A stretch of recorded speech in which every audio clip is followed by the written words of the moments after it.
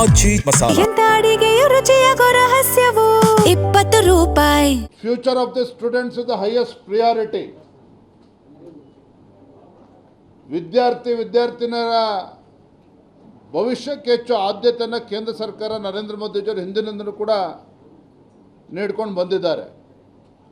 ಹಾಗಾಗಿ ನೀಟ್ನಲ್ಲಾದಂಥ ಗೊಂದಲಗಳಿಗೆ ತಕ್ಷಣ ತೆರೆ ಎಳಿಬೇಕು, ಮಕ್ಕಳ ಭವಿಷ್ಯಕ್ಕೆ ತೊಂದರೆ ಆಗಬಾರ್ದು ಅಂಥೇಳಿ ಸಾಮಾನ್ಯವಾಗಿ ನೀಟ್ ಪರೀಕ್ಷೆ ಮಾಡೋದಕ್ಕೆ 6 ತಿಂಗಳು ತಯಾರಿ ಬೇಕಾಗ್ತದೆ. ಆದರೆ ಕೇಂದ್ರ ಸರ್ಕಾರ 35 ದಿನದಲ್ಲಿ, ಕೇವಲ 35 ದಿನದಲ್ಲಿ ಯಾವುದೇ ಗೊಂದಲಕ್ಕೆ ಅವಕಾಶವನ್ನು ಕೊಡದೇನೆ ನೀಟ್ ಮರುಪರೀಕ್ಷೆಯನ್ನು ಕೂಡ ಮಾಡಿ 25 ದಿನದಲ್ಲಿ ರಿಸಲ್ಟ್ಸನ್ನು ಕೂಡ ಡಿಕ್ಲೇರ್ ಮಾಡಿ 58% ಅಷ್ಟು ವಿದ್ಯಾರ್ಥಿನಿಯರು ನೀಟ್ ಪರೀಕ್ಷೆಯಲ್ಲಿ ಉತ್ತೀರ್ಣ ಆಗಿರ್ತಕ್ಕಂಥದ್ದು ಕೂಡ ದೇಶದ ಗಮನಕ್ಕೆ ಬಂದಿರುವಂಥದ್ದು. ಮತ್ತು ಕೇಂದ್ರ ಸರ್ಕಾರ ಮುಂದಿನ ದಿನಗಳಲ್ಲಿ ನೀಟ್ ಇರ್ಬೋದು ಅಥವಾ ಬೇರೆ ಯಾವುದೇ ಸ್ಪರ್ಧಾತ್ಮಕ ಪರೀಕ್ಷೆಗಳು ಈ ರೀತಿ ಗೊಂದಲಗಳು ಆಗಬಾರ್ದು, ಇದೆಲ್ಲದಕ್ಕೂ ಕೂಡ ಇತಿಶ್ರೀ ಹಾಡಬೇಕು ಅಂಥೇಳಿ ನೀಟ್ ಪರೀಕ್ಷೆಯನ್ನು ಕಂಪ್ಯೂಟರ್ ಬೇಸ್ಡ್ ಟೆಸ್ಟಿಂಗಿಗೆ ಅವಕಾಶ ಮಾಡಿಕೊಡ್ಬೇಕು ಅಂತೇಳಿ ಈಗಾಗಲೇ ಚಿಂತನೆ ಶುರುವಾಗಿದೆ.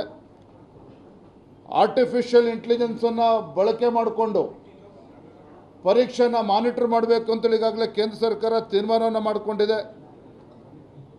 ಓವರಾಲ್ ಪರೀಕ್ಷೆಗಳು ಹೆಚ್ಚು ರಕ್ಷಣೆಯನ್ನು ಕೊಟ್ಟು ಸೆಕ್ಯೂರಿಟಿ ಸ್ಟ್ರೆಂಥನ್ ಮಾಡಿ ಪಾರದರ್ಶಕವಾಗಿ ಈ ಪರೀಕ್ಷೆಗಳೆಲ್ಲವೂ ಕೂಡ ನಡಿಬೇಕು ಅಂತೇಳಿ ಈಗಾಗಲೇ ಕೇಂದ್ರ ಸರ್ಕಾರ ಅನೇಕ ಕ್ರಮಗಳನ್ನು ತೆಗೆದುಕೊಂಡಾಗಿದೆ. ಇದೆಲ್ಲದರ ನಡುವೆ ದೆಹಲಿಯ ಜಂತರ್ ಮಂತರ್ನಲ್ಲಿ ಏನು ಪ್ರೊಟೆಸ್ಟ್ಗಳು ನಡೀತಾ ಇತ್ತು, ನಮ್ಮ ಕೇಂದ್ರದ ಸಚಿವರಾಗಿರುವಂತಹ ಗೌರವಾನ್ವಿತ JP ನಡ್ಡಾಜಿಯವರು ಮುತುವರ್ಜಿ ವಹಿಸಿ CJP ಕಡೆಯಿಂದ ಒಂದು ಡೆಲಿಗೇಷನ್ ಕೂಡ ಕರೆಸ್ಕೊಂಡು ಅವರ ಅಪೇಕ್ಷೆಯನ್ನು, ಅವರ ನಿರೀಕ್ಷೆಗಳೇನು ಅಂತೇಳಿ ಚರ್ಚೆನೂ ಕೂಡ ಮಾಡಿದ ನಂತರವೂ ಕೂಡ ಕಾಂಗ್ರೆಸ್ ಪಾರ್ಟಿ ಯಾವ ರಾಹುಲ್ ಗಾಂಧಿಯವರು ಕಳೆದ 15-20 ದಿನಗಳ ಕಾಲ ವಿದೇಶ ಪ್ರವಾಸದಲ್ಲಿದ್ದರು, ಆಗ ಇದ್ರ ಬಗ್ಗೆ ಕಾಳಜಿಯನ್ನು ವ್ಯಕ್ತಪಡಿಸಲಿಲ್ಲ. ವಿದೇಶದ ಪ್ರಯಾಣವನ್ನು ಮುಗಿಸ್ಕೊಂಡು ಬಂದು ರಾಹುಲ್ ಗಾಂಧಿಯವರು ದಿಢೀರನೇ ಪ್ರಧಾನಮಂತ್ರಿಗಳ ನಿವಾಸದ ಹೊರಗೆ ಹೈ ಸೆಕ್ಯೂರಿಟಿ ಝೋನ್, ಪ್ರಧಾನಮಂತ್ರಿಗಳ ನಿವಾಸದ ಹೊರಗಡೆ ಧರಣಿ ಕೂತಿರ್ತಕ್ಕಂಥದ್ದು ಕೂಡ ತಾವು ನೋಡಿದಿರಿ. ಕೇಂದ್ರ ಸರ್ಕಾರ ಹಲವಾರು ಬಾರಿ ಸ್ಪಷ್ಟಪಡಿಸಿದೆ, ನೀಟ್ ಬಗ್ಗೆ ಏನು ಗೊಂದಲಗಳಾಗಿದೆ, ಕೇವಲ ಕೇಂದ್ರ ಸಚಿವರು ರಾಜೀನಾಮೆ ಪಡೆದುಕೊಂಡಿರೋದ್ರಿಂದ ಉತ್ತರ ಕಂಡುಕೊಳ್ಳೋಕ್ಕೆ ಸಾಧ್ಯ ಇಲ್ಲ. ಅದರ ಬದಲಾಗಿ ಇದ್ರ ಬಗ್ಗೆ ಸಮಗ್ರವಾಗಿ ಪಾರ್ಲಿಮೆಂಟಲ್ಲಿ ಚರ್ಚೆ ಆಗಬೇಕು, ಲೋಕಸಭೆಯಲ್ಲಿ ರಾಜ್ಯಸಭೆಯಲ್ಲಿ ಸಮಗ್ರವಾಗಿ ಚರ್ಚೆ ಆಗಬೇಕು. ಎಷ್ಟು ಗಂಟೆಗಳ ಕಾಲ ಆದರೂ ಕೂಡ ನಾವು ಚರ್ಚೆಗೆ ತಯಾರಿದ್ದೇವೆ. ಕೇಂದ್ರ ಸರ್ಕಾರ ಇದರಲ್ಲಿ ಮುಚ್ಚಿಡ್ತಕ್ಕಂಥ ಯಾವುದೇ ಒಂದು ಪ್ರಮೇಯವೇ ಉದ್ಭವ ಆಗೋದಿಲ್ಲ. ಕೇಂದ್ರ ಸರ್ಕಾರ is open for discussion on the floor of the house ಅಂತೇಳಿ ಹೇಳಿದ ಮೇಲೂ ಕೂಡ ರಾಹುಲ್ ಗಾಂಧಿಯವರು, ಕಾಂಗ್ರೆಸ್ ಪಾರ್ಟಿ ಇರ್ಬೋದು, ದೇಶದ ವಿವಿಧ ವಿರೋಧ ಪಕ್ಷಗಳು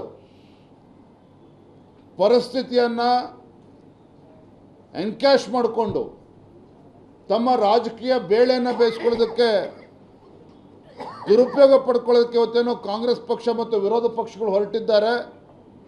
ಇದು ಖಂಡಿತ ಸರಿಯಲ್ಲ. ಯುವಕರ ಭವಿಷ್ಯದ ಜೊತೆ ಚೆಲ್ಲಾಟ ಆಡುವಂಥ ಕೆಲಸಕ್ಕೆ ಇವತ್ತು ಕಾಂಗ್ರೆಸ್ ಪಕ್ಷ ಹೊರಟಿದೆ. ನಾನು ತಮ್ಮ ಮುಖೇನ ರಾಹುಲ್ ಗಾಂಧಿ ಅವರಿಗೆ ಕೇಳೋದಕ್ಕೆ ಇಚ್ಛಪಡ್ತೇನೆ, ಇದೇ ಕರ್ನಾಟಕ ರಾಜ್ಯದಲ್ಲಿ ಧಾರವಾಡದಲ್ಲಿ ಲಕ್ಷಾಂತರ ಯುವಕರು ನಿಮ್ಮ ಬೀದಿಗಿಳಿದು ಹೋರಾಟ ಮಾಡ್ತಾಯಿದ್ರು. 2.5 ಲಕ್ಷ ಹುದ್ದೆಗಳನ್ನು ಭರ್ತಿ ಮಾಡಿ ಸಿದ್ದರಾಮಯ್ಯನವರೇ ಅಂತೇಳಿ ಅಂದಿನ ಮುಖ್ಯಮಂತ್ರಿಗಳಿಗೆ ಮನವಿಯನ್ನು ಕೊಟ್ಟರು. ಅದಕ್ಕೆ ಸ್ಪಂದನೆ ಮಾಡುವಂಥ ಕೆಲಸ ಕಾಂಗ್ರೆಸ್ ಸರ್ಕಾರ ಇವತ್ತಿಗೂ ಕೂಡ ಮಾಡಲಿಲ್ಲ. ಅದರ ಬದಲಾಗಿ ಆ ಯುವಕರ ಮೇಲೆ ಲಾಠಿ ಚಾರ್ಜ್ ಮಾಡಿದ್ರಿ. ಮುಖ್ಯಮಂತ್ರಿಗಳ ಅಪಾಯಿಂಟ್ಮೆಂಟ್ ಕೊಡಿ, ನಾವು ಚರ್ಚೆ ಮಾಡಬೇಕು ಅಂತ ಹೇಳಿದ್ರೆ ಲಾಠಿ ಚಾರ್ಜ್ ಮಾಡ್ತೀರಿ.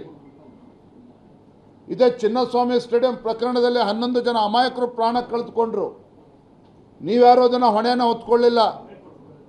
ಅಧಿಕಾರಿಗಳ ಮೇಲೆ ಜವಾಬ್ದಾರಿಯನ್ನು ಹೊರತಕ್ಕಂಥ ಪ್ರಯತ್ನ ಮಾಡಿ ಕೈ ತೊಳ್ಕೊಳ್ತಕ್ಕಂಥ ಕೆಲಸ ಮಾಡಿದ್ರಿ. ಎಲ್ಲೋಗಿದ್ರು ರಾಹುಲ್ ಗಾಂಧಿ ಅವರು ಅವಾಗ?